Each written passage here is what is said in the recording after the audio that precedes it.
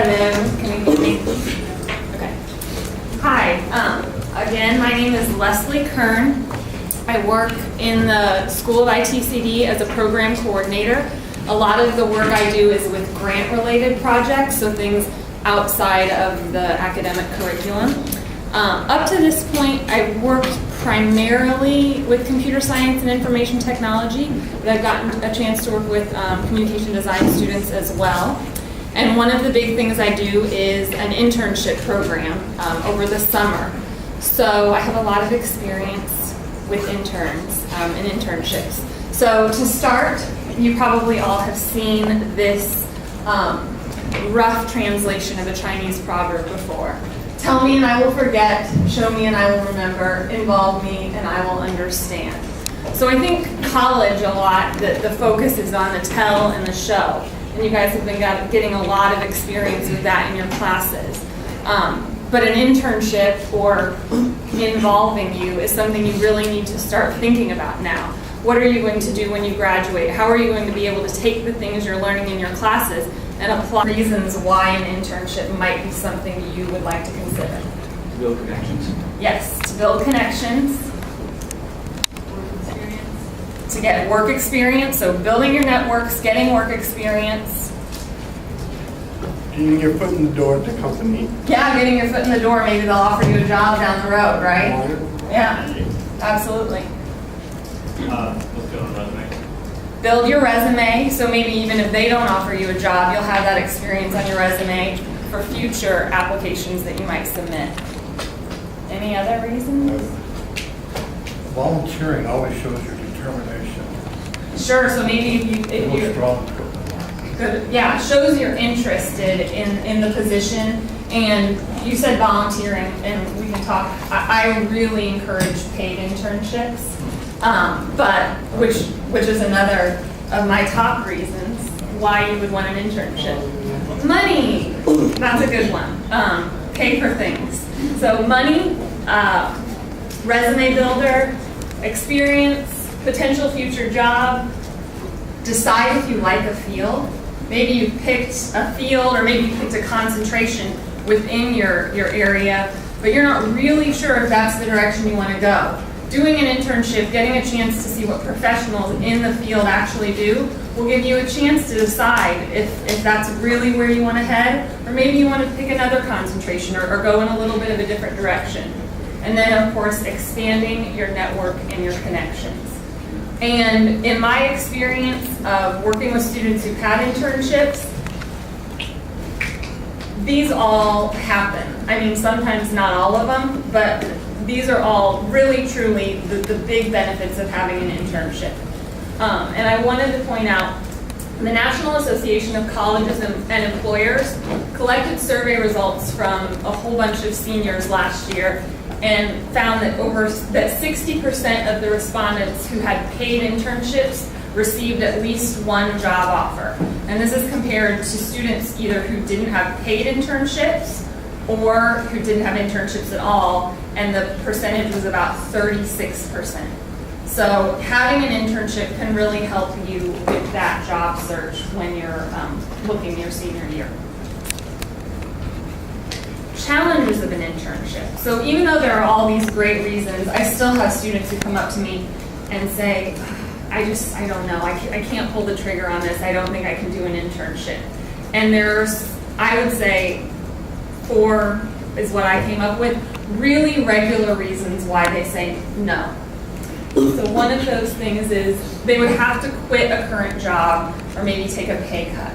So I had a student who worked at Trader Joe's and had worked there a really long time, so he had, seniority, and he was just really torn about quitting a job for the summer, quitting that job for the summer to take an internship, and then being really afraid that the next year when he came back, that Trader Joe's job would be gone.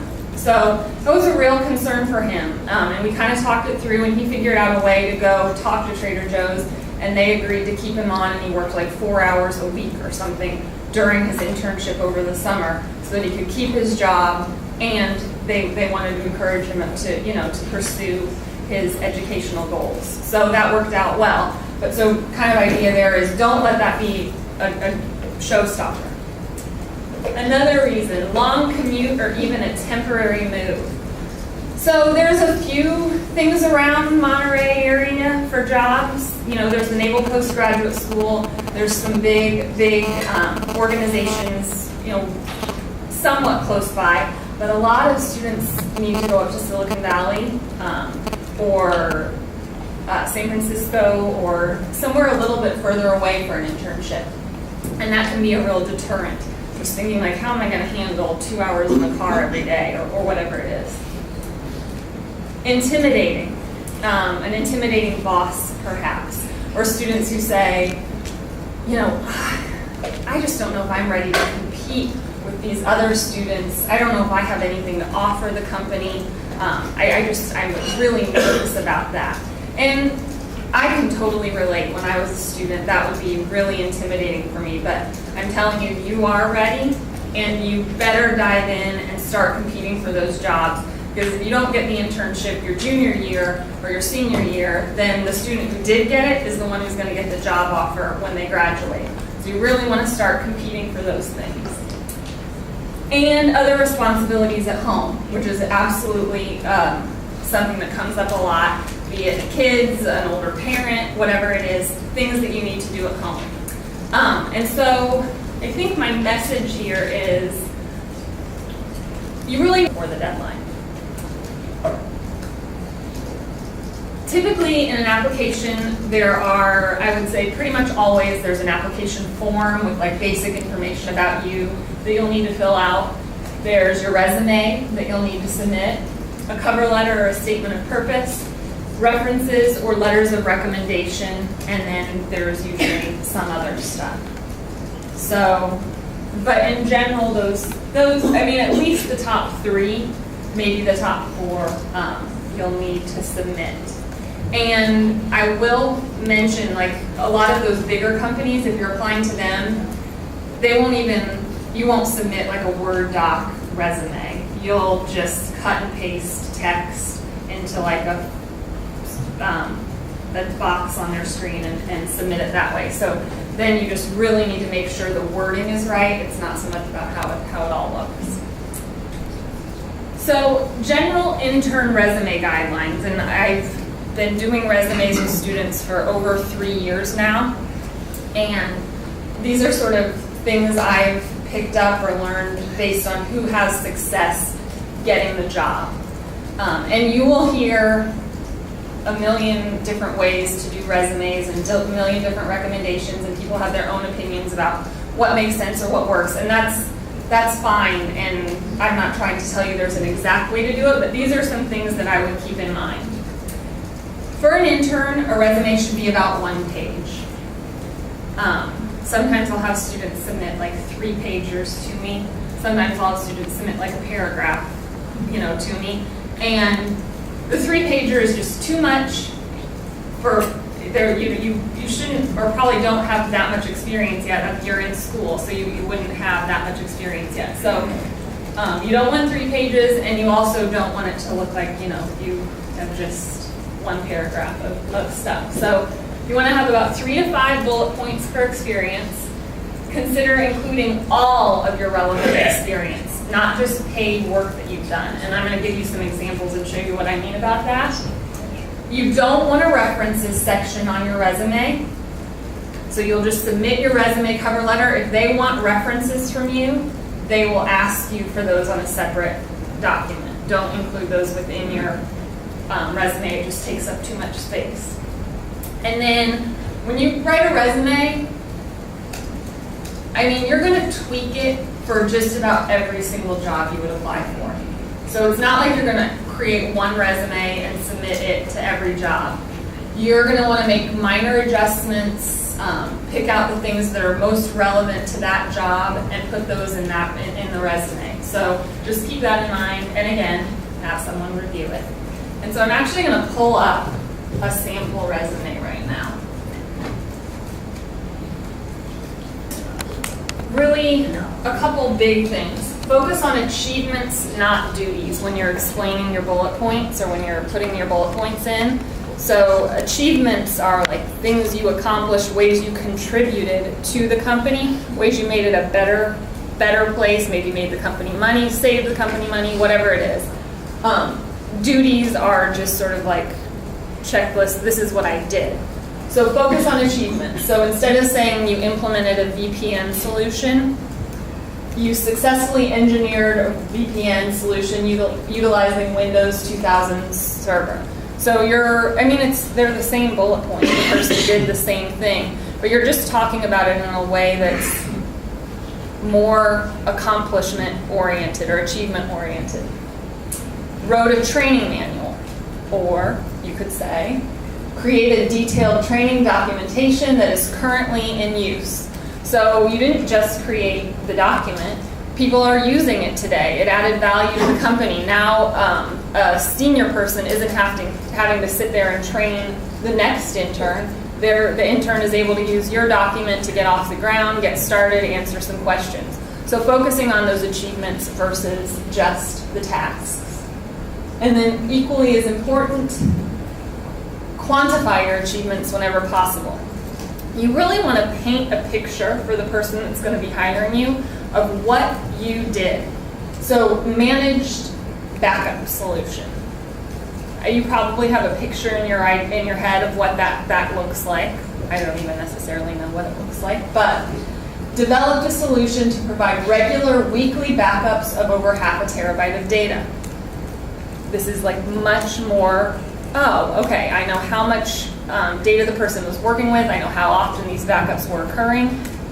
It looks a lot different than the top ones. Or upgraded office hardware versus upgraded workstations and printers for over 150 end users. Again, you are just trying to paint a picture for your employer of what you did, give them a little bit more detail so that they understand what it was, not just what you did. Questions about those two things? Does that make sense? Do you see the difference between kind of giving that more detail explanation versus just listing your bullet points? Okay.